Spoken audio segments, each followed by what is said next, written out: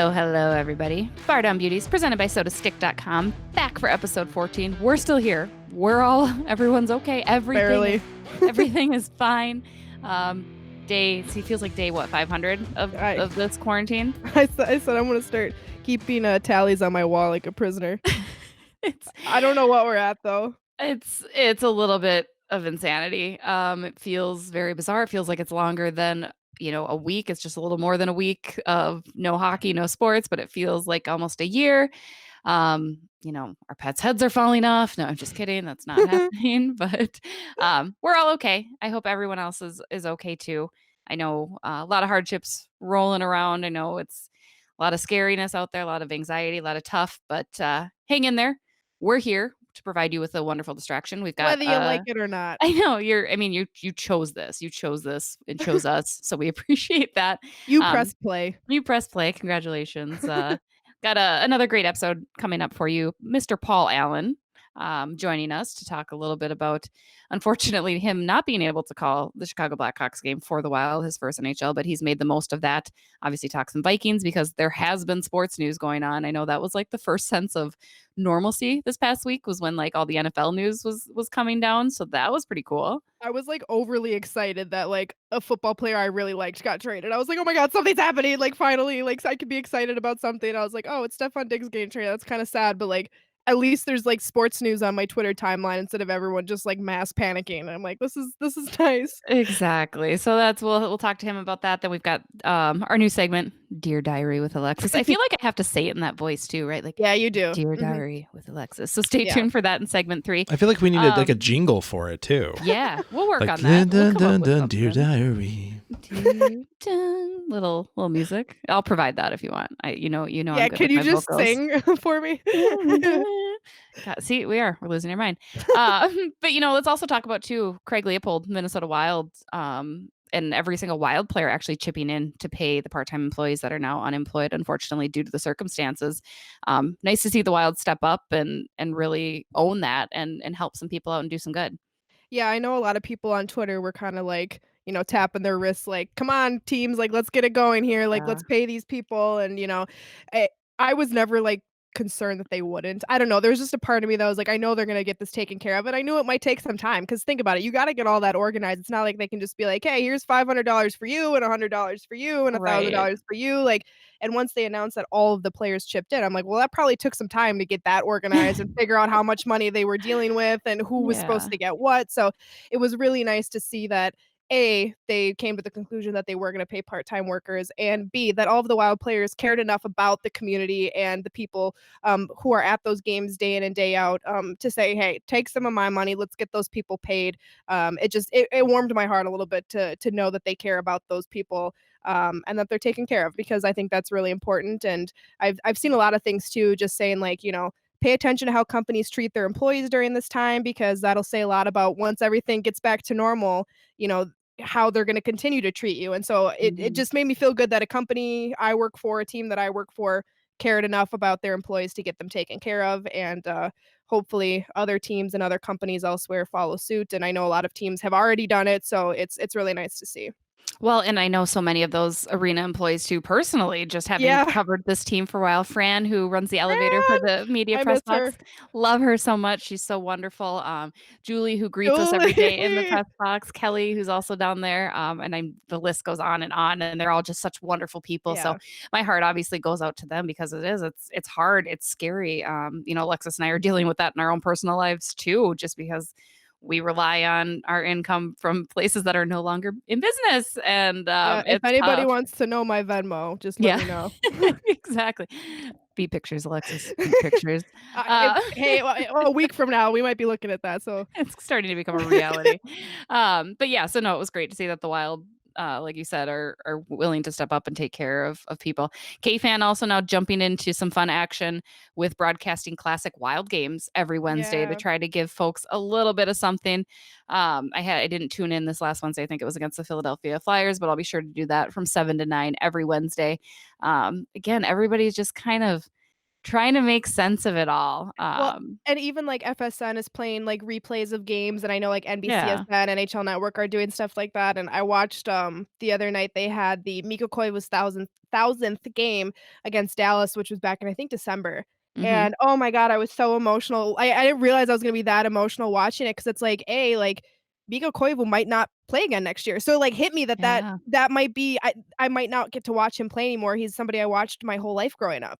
The other thing was, like, Bruce was back behind the bench. I'm like, "Oh my god, it's Bruce," and I was, Oh, like, I all know. emotional, and it was just, like, such an exciting game, and I was watching it with my dad, and we were, like, reacting like we were watching for the first time, like, it made life feel a little bit more normal, and so I think it's really cool that, these sports outlets are rebroadcasting games, bringing some exciting games back to TV and back to radio for fans to stay occupied with, and so I think it's really cool. I hope they continue to do that. I'm sure they will. But yeah, it made life feel a little normal, but it also made me so sad 'cause I'm like, man, I really miss hockey. Like and I was even thinking, I'm like, all the times I complained about the Wild losing, like I'm never gonna complain again. Just please give me hockey. I know, it's bizarre. I mean, and there was a little bit of NHL news, an Ottawa Senators player testing positive for Yep. coronavirus.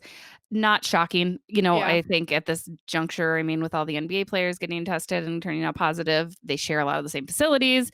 The Sens were out in California at the same time the Wild were.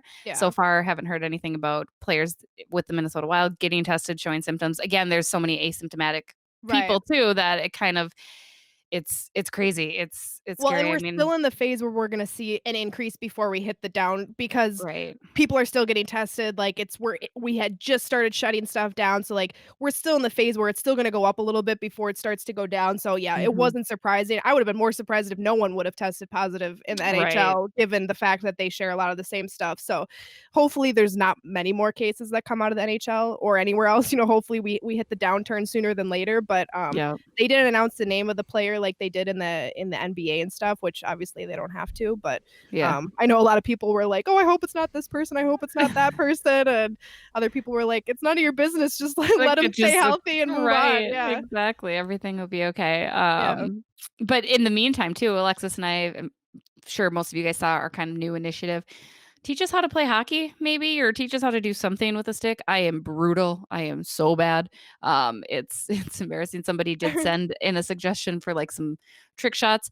I would like to learn how to just, like, stick handle first maybe, and then I will attempt that. I'll still attempt it because I think it'd be fun. See, I Um, can do a little bit of that. Like, can you? I'm not like, I'm not gonna be like freaking Kevin Fiala out there, but Yeah, like I can do like a wrist shot. My dad built a hockey rink in our backyard every yeah. year growing up for probably, I don't know, maybe 7 to 10 years. And so I played a lot of pickup games out on the ice. And yeah, my dad is a very good hockey player growing up, and my sister was very good at hockey. So and I had a lot of cousins who played hockey, so I was always like the worst on the ice, but like I could still do some stuff. So Yeah. we'll No, see. I can't. I will actually share a video on our social media that I created in college because it was one of my news segments where it was, how to be a hockey player, and it's me with the Cyclone hockey team out on the ice. They had me line up with the goalies to, like, skate down, and the goalies beat me in, like, the skating. Like, it was Oh no, I just Jesse. oh god, and then my shots, like, my buddy Eric Hudson, who was the goalie, like, laughed at me that I even attempted a shot because he just was like, "Eh, that's turned away." I couldn't get over it's bad. I will share You're that with you making us look guys. bad, Jesse. I'm sorry, but I know the game and I can talk the game and I will analyze the hell out of it. Yeah, so back off, everybody. We know Yeah, what we're doing. know what we're doing. This doesn't, it's just I'll be honest with you guys, full discretion. It's not there. I was a basketball player. Um, but yeah, so send us your videos via social media, via email.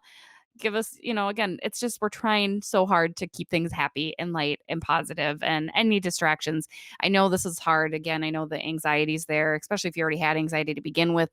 This time is just Yeah. worse. I'm one of those people. But I think the key is just you can still get outside, and I think it's important to remember what is important, and that's, your family and your health. And it's, if you look at it, it's a time for a break. We're so caught Yeah. up in being busy, and it's okay to just slow down, I think, a little bit. And you Reignite can some still hobbies that maybe you haven't had time. I yes. know that's what I've been trying to do. Like, we're so busy with work and our schedules, working in sports are very crazy and not a normal work schedule. And so a lot Yeah. of times I don't have time to do the things that I want to do in a day. And so even though you feel cooped up at home, reignite some of those hobbies. I'm having fun doing some stuff that I don't normally have time for or as much time as I would like to have. And Yeah. so there's a lot of good things things that can come out of this, and you know, it's up to you to make the most of it is kind of what I've been trying to tell myself. I'm like, listen, you can sit and Yeah. cry if you want, or you can do something and keep yourself entertained. Right, So it's exactly. yeah, It's made me learn that I need to find a hobby, unfortunately, I think, like,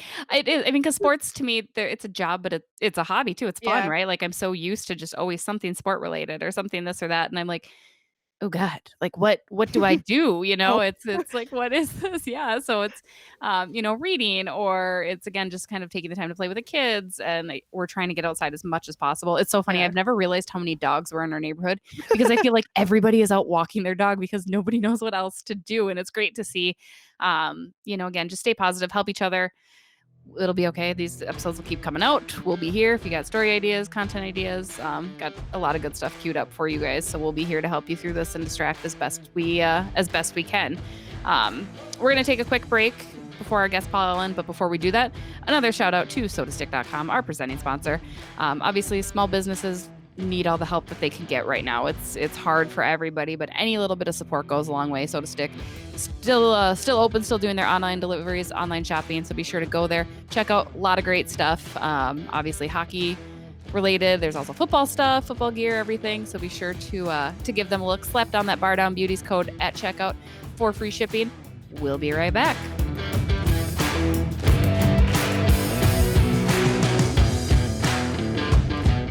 And we're back with a man who needs no introduction, head of the Faith family household, play-by-play for the Minnesota Vikings, KFAN host, Mr. Paul Allen. PA, what's going on?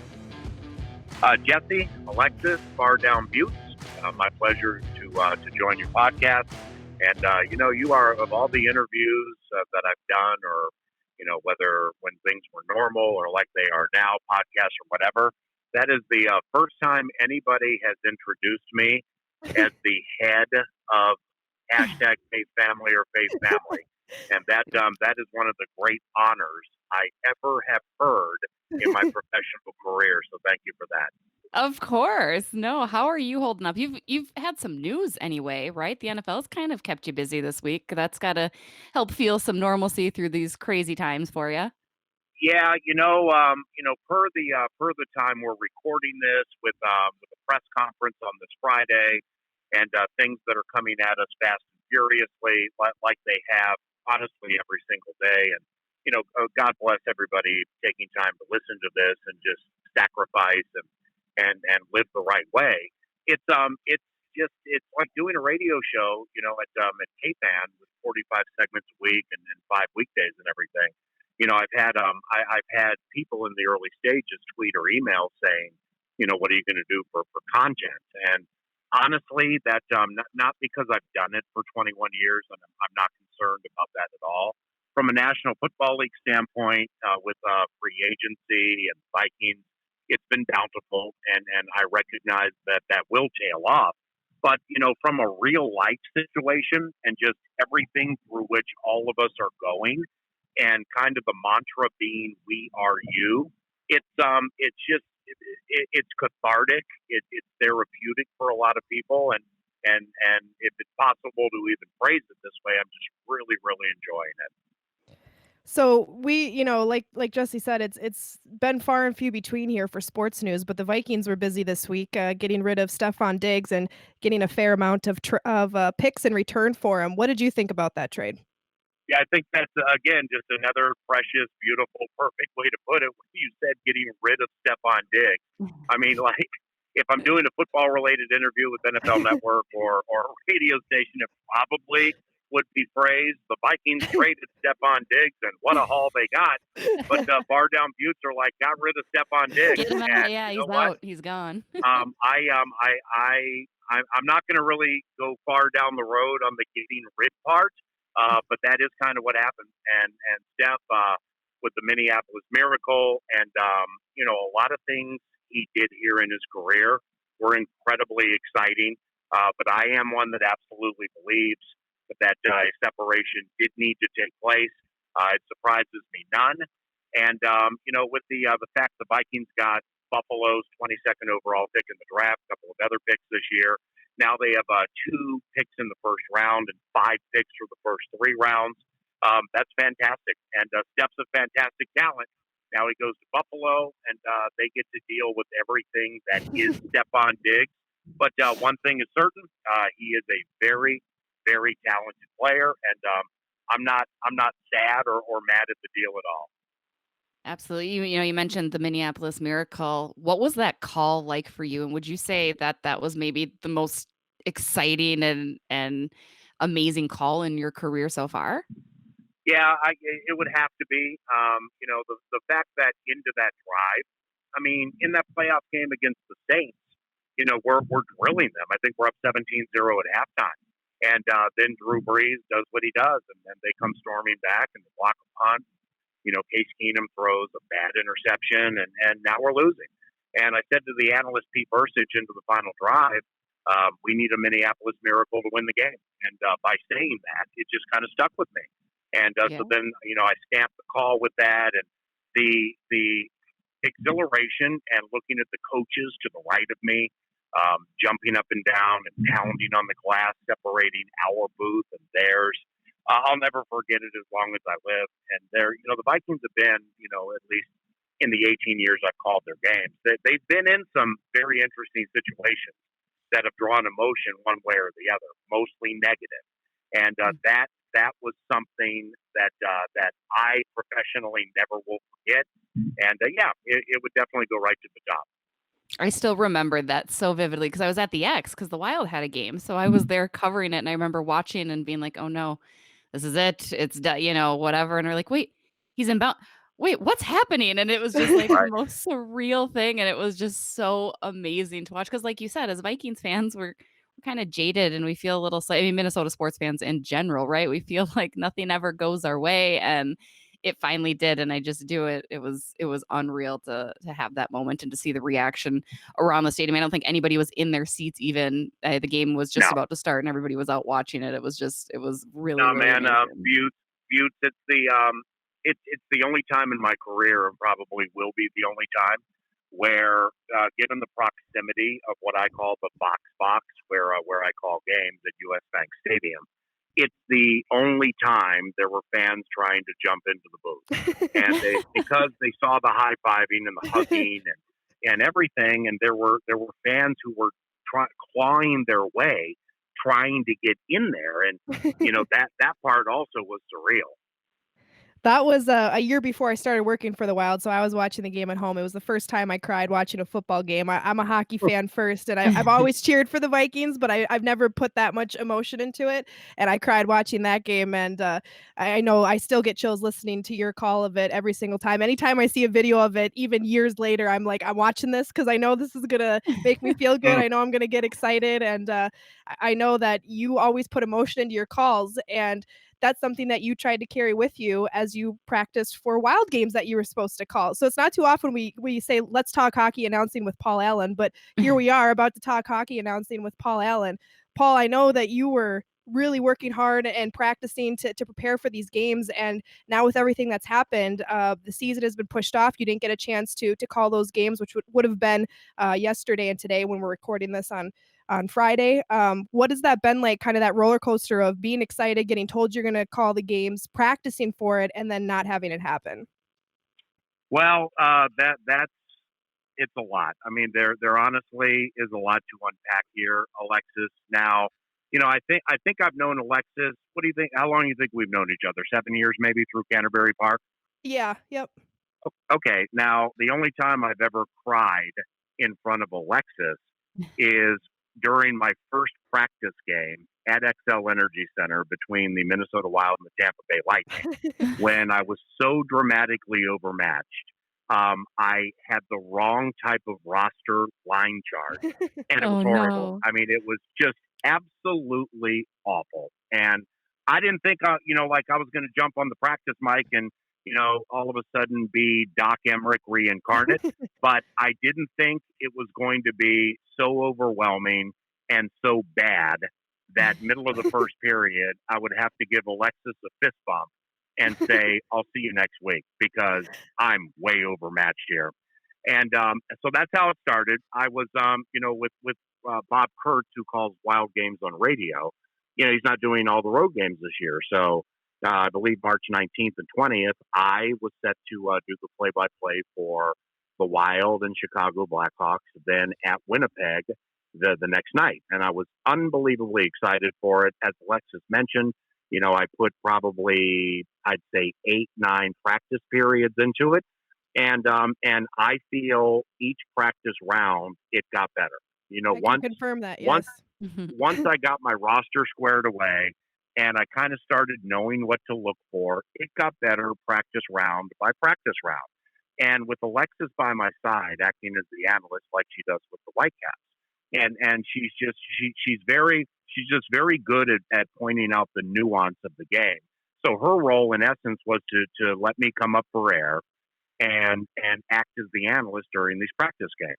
Now, on the other side of it, given Alexis and I, professionally speaking, have known each other so long and respect each other at such a high level that, like, whenever we would go to the fake break, then I'd take off the headphones and be like, all right, what do you like? What do I need to do more?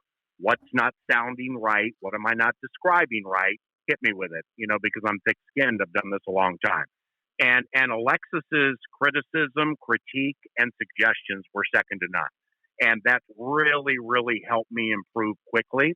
Now, when I got to the final practice game I did, it was that Saturday snoozer against the San Jose Sharks, Dean Evason's first game. I did 2 full periods there, and I felt I was ready. Not because I felt I had a complete grasp on it, but I was just done practicing with no pressure. And I left it saying, here's the deal is, whether it's the Minneapolis Miracle, Brett Favre in the 09 NFC title game, Favre to Greg Lewis, week 3 of the 09 season, whatever, I need pressure. And I need the pressure on me to know it's live and that, because if I made a mistake with Hyper A next to me, I made a mistake. Or if I nailed a Kevin Fiala goal call with Alexis next to me, cool, that was great, but there's no pressure. So I really, really thrived on the anticipation of having that pressure.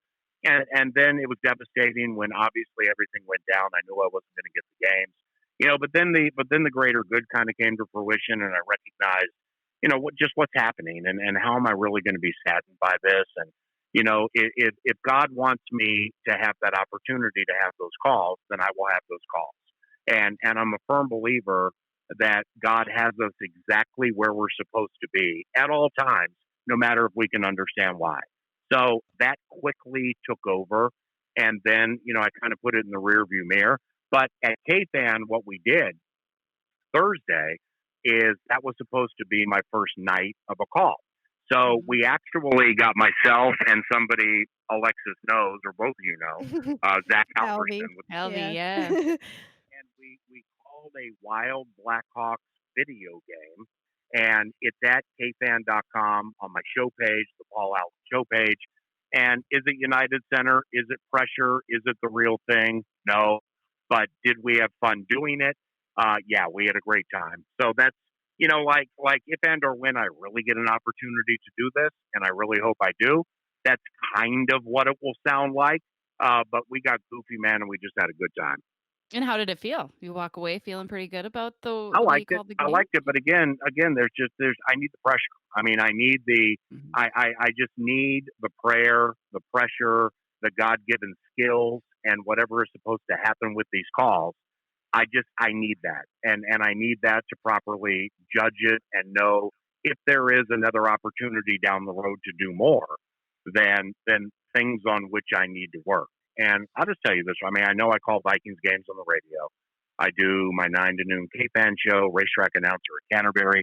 The challenge of fighting through play-by-play for hockey, it's one of the most difficult things I've ever done in my career, even in practice mode.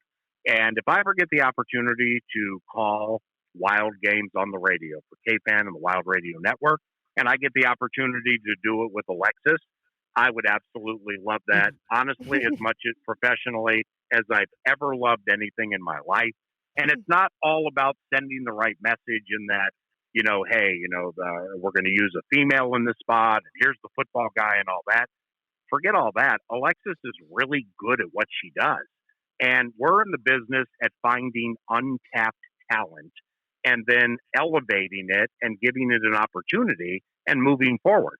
And Alexis and I have talked about this, and I truly believe this, not just from the girl I know at Canterbury or helping me with the practice rounds, but I would love an opportunity to call games on the radio with Alexis, and maybe we'll get that opportunity one day. I support that. I think that would be wonderful. We love Alexis. We agree she does an awesome job, calls games, and we support that for sure. I think it'd be fun for both of you. Well, Paul, I I, think I it'd be know good. that you and I had so much fun, just practicing and talking about hockey. And I know a lot of people, every time that you were in the booth with me practicing, we're tweeting it out and posting videos. And so many people were so excited to hear you call these games just because they love your calls for Vikings or Canterbury or wherever it is that they listen to you. And you and I talked about this a lot, in the booth. And I know you touched on it on your show on KFAN as well. But tell our fans a little bit about the differences in calling, something like football over to hockey, because a lot of people think that if you could, call one sport, you can call any of them. But each sport and each thing you call has its own nuances and ways that you go about it. And hockey is very unique and different from a lot of other sports. And you notice that right away. So talk about some of those differences that made it a little bit more challenging for you to get into a groove with hockey announcing. Well, when the Wild back in the summer asked me to do this, and I accepted, and then as partnerships would go, KFAN, which also carries the Wild, we got with the Vikings, and it's like, hey, if you're going to be territorial, Hmm. Paul's your announcer, and the Wild's in this spot, and they want him to do it. The Vikings graciously said, yeah, we have no problem, that's fine. So once we got through all that, then we get to the point where now the season's over, football, and we're actually going to do it. So we start talking about it a little bit. And the people who are dedicated to me or listen to my highlights and or games during Viking season, I think a lot of them felt like a signature call that I actually started using at Canterbury when a horse would get loose at the top of the stretch about 15 years ago, and he's loose. I started doing that with Adrian Peterson and Percy Harvin and Dalvin Cook and so on. And football fans really liked it, specifically nationally, because nobody had ever done it. I think a lot of football fans felt that, and he's loose, and some of my staples from football would segue to hockey. And I quickly realized that's not going to be the case. I mean, it's like in a shootout where it's one-on-one, I'm not going to be like, and Parisi is loose as he approaches so-and-so. It just doesn't work. So it may have worked. I might have forced one or two in there if I had the opportunity. But, and Alexis heard it all. So she knows exactly what I'm talking about. The biggest challenge for me is not becoming repetitive. And, the puck only goes to certain spots 8 million times during games.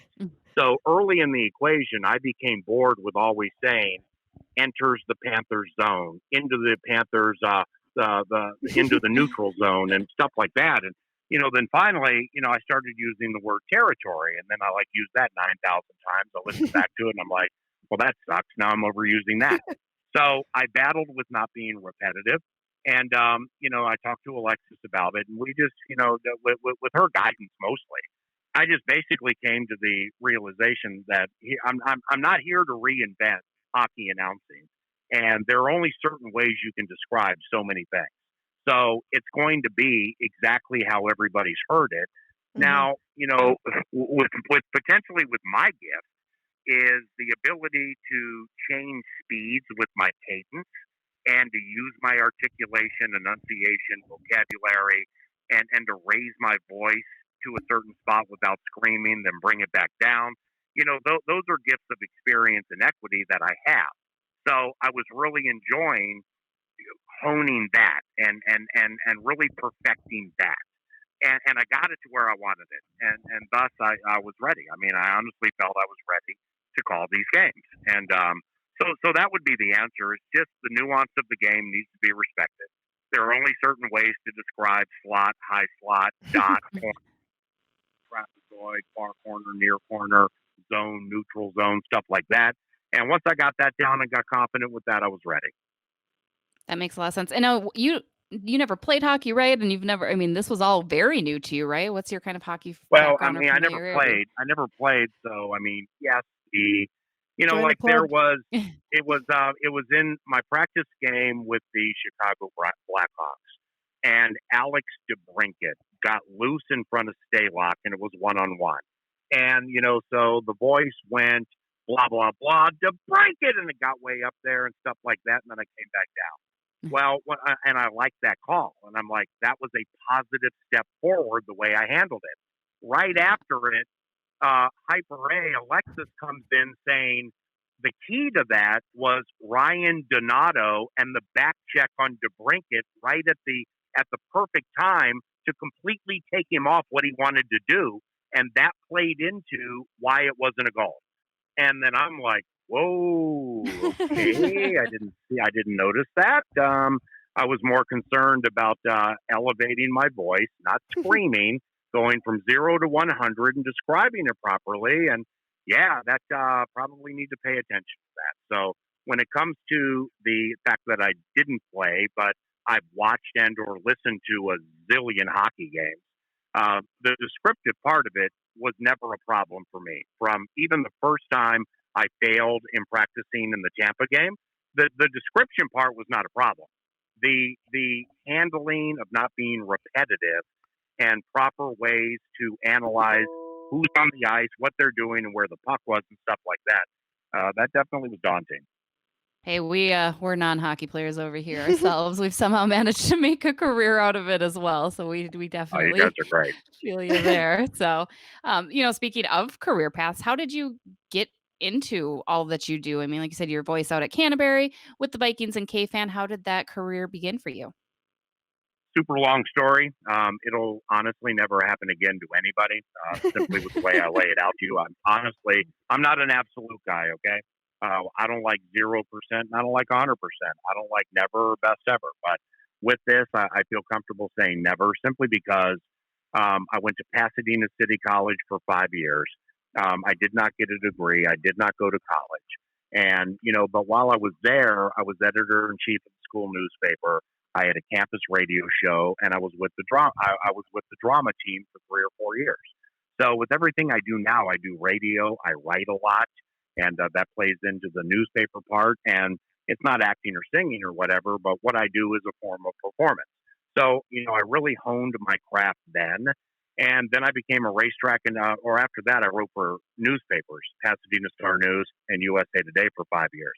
So that really honed my writing and the importance of brevity and the importance of using certain words to become pithy.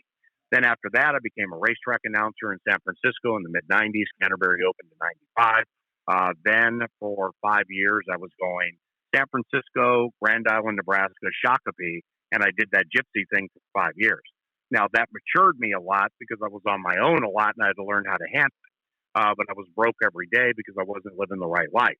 So now, when in '97, KFAN was at Canterbury and they were doing radio shows, and I joined their show. And then they had me on weekly, and they liked what they heard. So then I started at KFAN in '98, moved everything to Minnesota, KFAN, Canterbury '98. Started under the cover of darkness, kind of what I did with the Wild with Alexis. Is I called Vikings games for internet only in 2000. Only Vikings.com when it was very new.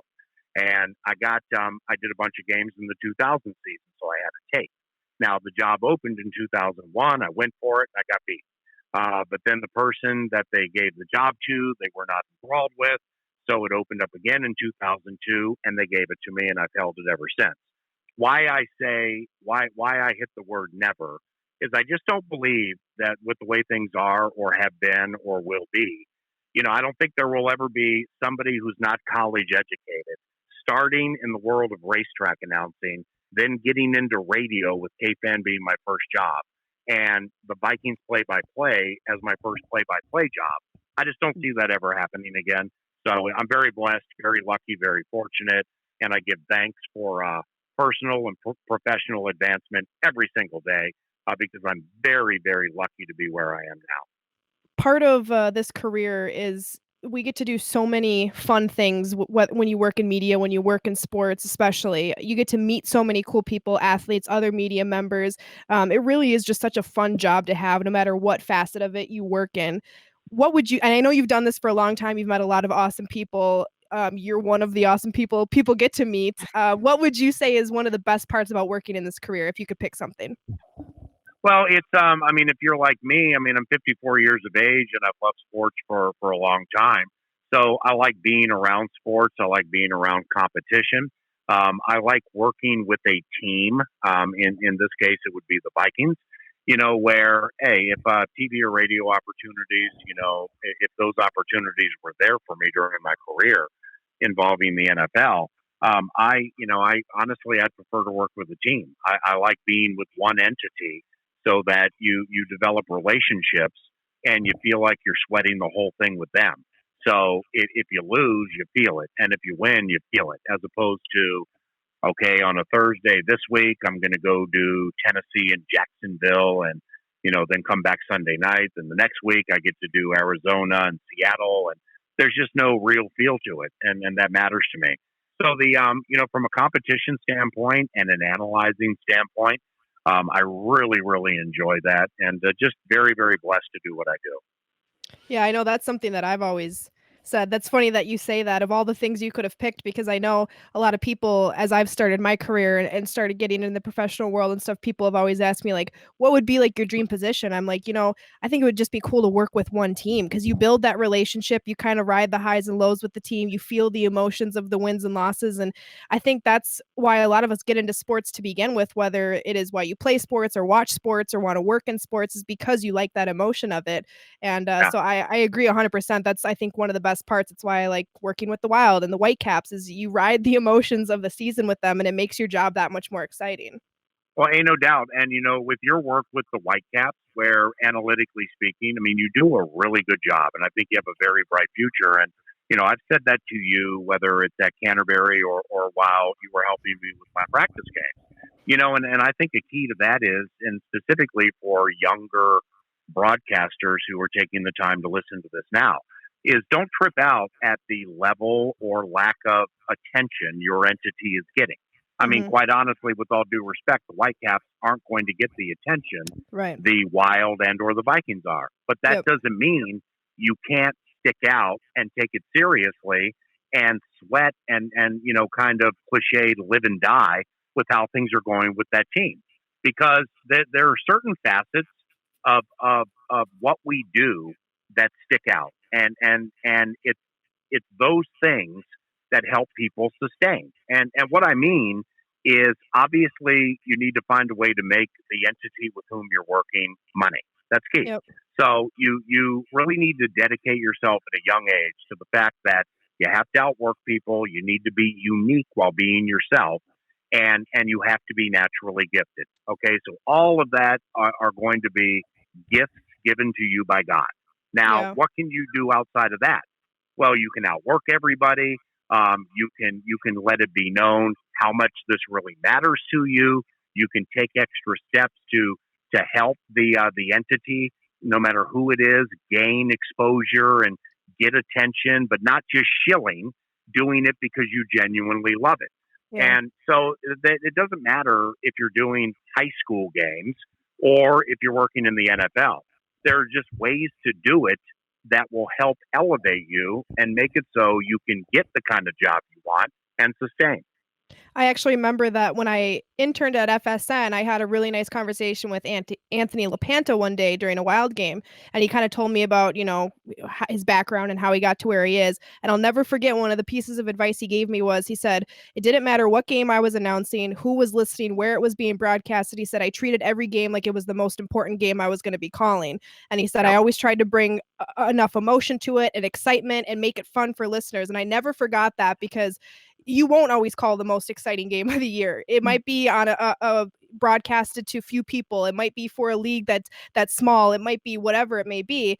But I never forgot that advice, because I think if you maintain that kind of persona in all of your broadcasts, when you do get to that point where you're broadcasting, hopefully in front of thousands, millions of people, you Yeah. bring that same kind of passion all the time, and you're that much more enjoyable to listen to. Well, and Well, I think your audience feels that, right? Like, I Yeah. know if for sure, if you're not into it, what makes your yeah. audience into it? I think Well, that's well, what's so important.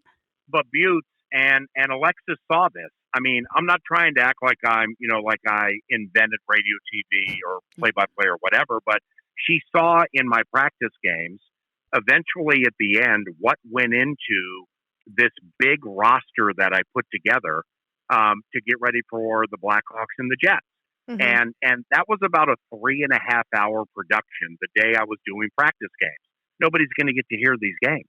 But I Mhm. put the time into the roster and the depth chart because I finally figured out how to do a roster for a hockey play by play call.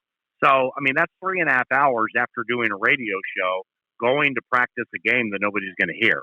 That's the kind of stuff you have to do to take the next step and to make it so that it's good enough so that the gifts you have can come out. People can hear it and be like, I need that. Yeah. I want to listen to that. I want to hire that. And I want to work with that. Those are keys. 100%. Well, one more question before we let you go. Box in the Box. We have to talk about that and the fun that you have had at the X. Undefeated Box of the Box, Yes, Jesse. I know. That's so true. You're the good luck charm. Talk, for folks that don't know, tell everyone a little bit about what that is exactly. It's when you're hosting 9 to noon from the X, and you've got a fun little game for players during their warm-ups, morning skates as well. Yeah, well, here, Bardown Beauties do it again, like we started with Faith Family, hashtag Faith Family. Now we get into another question or another topic that never has come up with any interview I've ever done in my life. White Horse Radio. Yep, Box in the Box is my 9 to noon radio show on KFAN, and we will go to the penalty box at XL Energy Center, and we will do a radio show during the Wild and the opponent's morning skate. And so you get the sounds of hockey with a microphone we have through the hole in the penalty box. That's a unique sound. We generally have great hockey-related guests every time we go there, so that's cool. But, then you get to the end of the show and something I created 6-7 years ago called the distraction factor, where, you got, say, the Chicago Blackhawks on the ice at 11:15. Well, what we would do is the executive chef at the X would deliver an unbelievable spread of food. We would be texting because that's what everybody does, so the players would see that. And I would tape a $100 bill next to the hole in the penalty box, and I would invite players for the adversary to shoot at the hole. And if it goes through the hole, I'll give you $100. So the whole thing was predicated on distracting the opponent to help the Wild win in the evening. Now, having done it as much and as long as my show has, it kind of became an undercover bit around the National Hockey League, where Yeah, they've players talked about for it in other other broadcasts. players for other teams would get on the ice. I don't have the $100 bill taped up at that time, and they'd like skate over and be like, "Hello, where's the money?" And I'm like, "Whoa, I haven't even they know what's happening here." The Winnipeg Jets were the best at it forever. Ben Sherratt and other members of the Jets just love it every single time. Now, Blake Wheeler's Minnesotan, and through his run here and with the Gophers, and he's either listened to my radio show, knows what I do, know who I am, so I can kind of tell. Wheeler had kind of told the Jets, "Here's what happens when you get out there." So I think he played into that. But then, 3 weeks, a month ago, whenever they were playing hockey, there was a Washington Capitals broadcast where a puck went through a hole where like a camera goes in the corner, and sadly it hit the person holding the camera. And then one of the announcers brings up, in Minnesota during morning skate, there's a radio show that tapes up $100, and they invite you to shoot the puck through a hole. And I'm like, whoa! Everybody kind of knows about it now. So I thought that was really cool, but it plays into the common thread word that we've used with the Bardown Beauts pod, the word unique, where this is the only radio show that does something like this.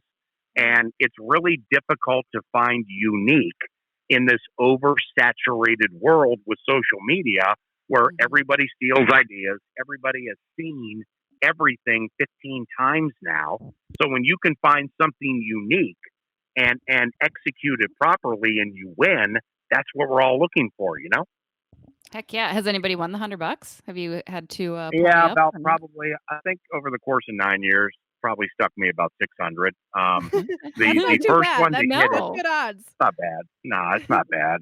The first one many years ago, was Jonathan Taves for the Blackhawks. But then he got paid and they started winning cups, and then they just forgot about Box in the He's Box, too and that's cool for fine. you then. But then after that, I think the two things have happened here with the money that have been memorable. One is Anze Kopitar with the LA Kings just skated by it twice, half-heartedly flicked the puck up, and it went through the hole twice. I'm like, are you kidding me? So then he came on the radio show to talk about what we're doing and just whatever. So he got the money. And there was a player for the Calgary Flames, and his name is escaping me now. He was an agitator on the diminutive side, and he somehow got me. No, he somehow got me to look Kachuk? the other way. Who? Kachuk? No, it wasn't him either. I don't know then. The player got me to look the other way. Took his hand out of his glove, reached his hand in there, took the money, and skated around holding it in the air. Sounds like something the Calgary Flames would do. Like he was a gladiator, and he just got the head of the king. And then he eventually came back and gave it back, and we laughed about it and everything. But it's unique and it's fun and it's fun loving. And through those Box in the Box shows, though, I mean, there've been some tenuous moments where like I'd have Mike Yo on the radio show. A day you felt like vultures were circling over you in XL Energy Center because his job status was in question. Bruce Boudreau joined, I believe, a couple of days before he was dismissed, and Bruce and I got very close. So it's not only good for radio because you're in the belly of the beast, but it's unique. Well, and were you guys there last Thursday when they announced that the season was canceled, right? There's that. Holy cow, that's the A topic, and I skipped it. Thank you.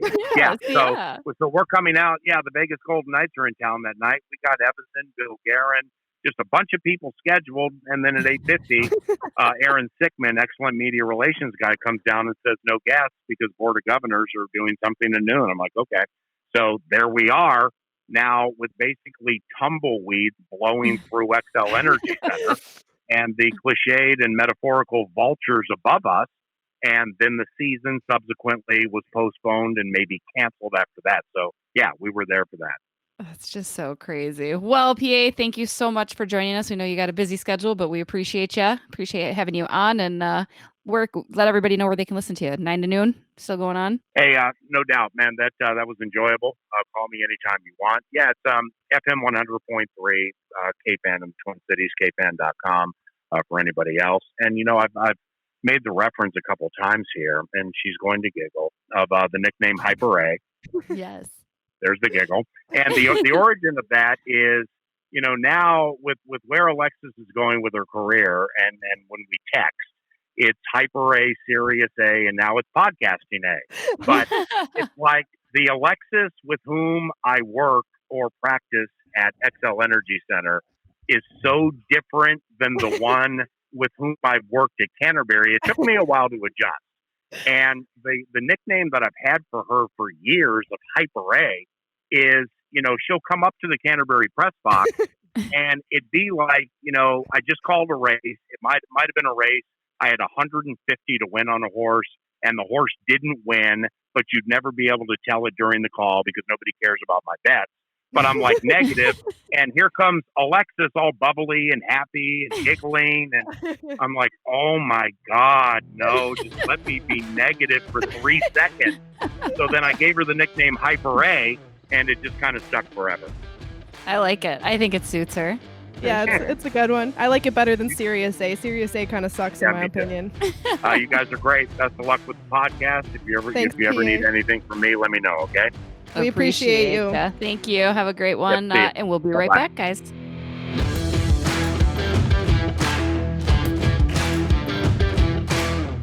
And we're back. Thanks again, PA, for joining us. That was a lot of fun. Great guy. Happy that he was able to hop on and even give us a little insight to Hyper A. So that was nice.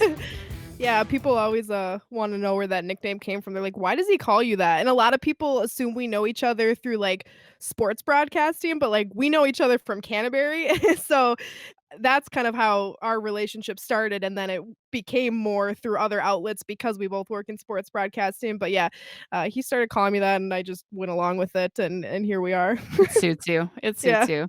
And speaking more of Hyper A, it's time for our new favorite segment, my favorite segment. Without further ado, here's Dear Diary with Alexis. Tying it in the third was exciting, but the game wasn't over yet. With 5 seconds left, Mikko Koivu got a breakaway. He shoots. Just kidding. The game went to a shootout. And that's Dear Diary with Alexis. And that'll do it for our episode this week. That is seriously amazing. It's my favorite, my absolute favorite, the best. We're going to need more of that. Thanks again for tuning in. Thanks to PA. Thanks to Fred for hitting that record button. Thanks to Alexis for hosting and sharing her diary, her deepest memories of the wild. I'm a man of the people. I do what I can. It's beautiful. Don't forget to subscribe to this podcast, give us a rating, give us a like, share it with your friends, all of that good stuff. Help us out, help grow the Beauties, help grow our beauty clan. Give us some love. Hopefully 5 stars. That's all I want in life. Good 5 star. That's how I live my life. I think I'm a 5 star. But that'll do it. Thanks again for tuning in. Tune in next week, and remember, be kind to one another. Spare a square of TP if you can. Just one. Love at a distance. We'll get through this. Thanks for tuning in, Beauts.